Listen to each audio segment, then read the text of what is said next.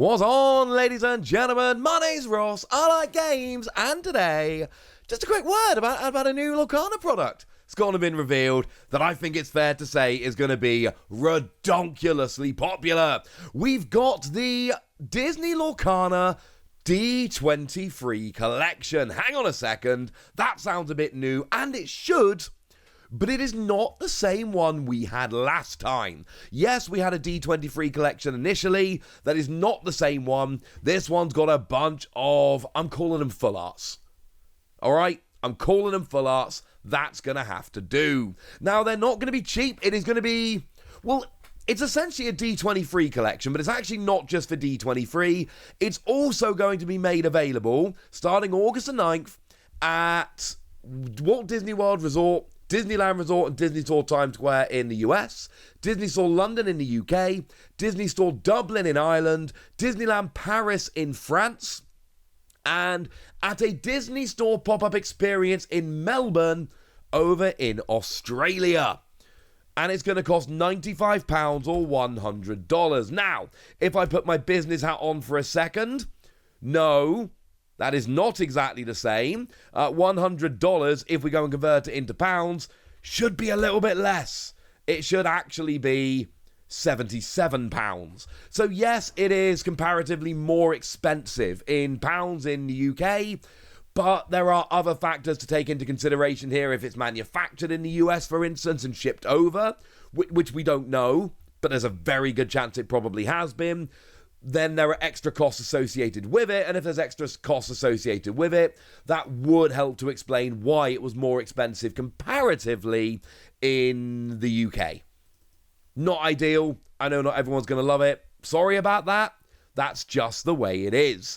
It is being sold from August the 9th to the 11th, and it is limited to 2 sets per customer. And there are 4 cards in here, out of the 6, that are going to look rather familiar. And I kind of love this, because from set 1, we've got Mickey Mouse Brave Little Tailor, and you might notice that the artwork here is the same artwork. It's exactly the same as we would generally expect. You go and look at the Brave Little Tailor from set 1, and oh look, same artwork, but they've gone and made it full art. From set 2, we've got the Cinderella Stout-Hearted, which doesn't see a huge amount of play, but it does pop up in decks here or there, and again, same artwork, but full-arted. You can see where we're going with this, can't you? From set 3, we've got Ursula Deceiver. Same artwork, and this is actually, of the ones in the set, if you're looking at ones, what's seeing the most amount of play, it's this.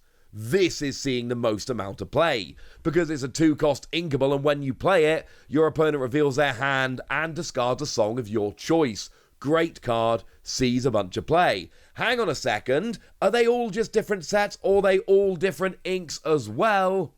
Yes. Yes, they are. So we go to set 4, we've got Bruno Madrigal. This is your Amethyst card from the set. I love, incidentally, that they've got 1 from each set and 1 from each ink. This makes me very happy. I love this card, because you get to name a card, reveal the top card of your deck. If it is a named card, pop it in your hand and gain free lore. It doesn't work very well. Nobody plays it. But a man can dream, ladies and gentlemen. A man can dream. But here's where it gets really interesting, because the set 5 card is an Amber card, Vanellope von Schweetz, and this is a brand new card we've never seen before. Very nice card, 4-cost inkable, 2 strength, 4 willpower, quest for 2, and we got shift 2, and yes, as a side note, we do have a very nice shift target for Vanellope von Schweetz. We've got the one, which obviously again it's from set 5, but it's just a 1-cost inkable 2/2. Is it amazing? No. Is it really good, specifically as a shift target?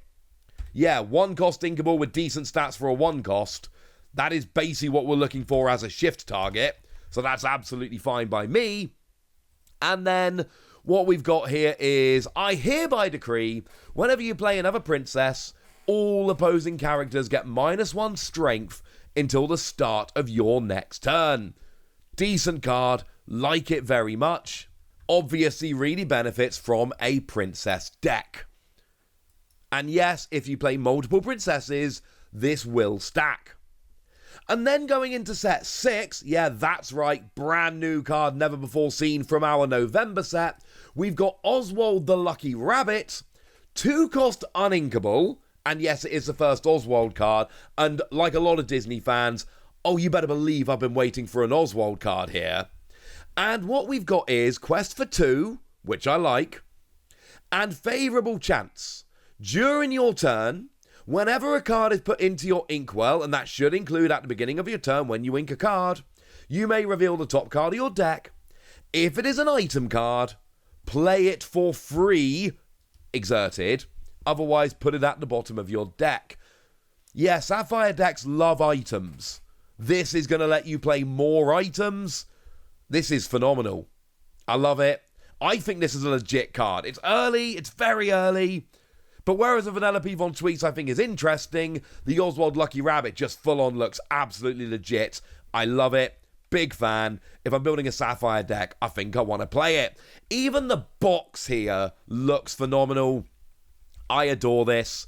I'm a big fan. Yes, it's £95. It's not a cheap product, but card games do this. They do these marquee products. $100, £95, that is about the ballpark. We've seen this from a bunch of other card games. This is not a casual fan product. This is a very expensive product for big fans of the game. They are all alternate art cards. You do not need them. I'm going to go out on a limb and say there is no chance the Oswald is going to be legal when it comes out because, well, the set's not out. That's not going to be legal till set 6 comes out in November, right?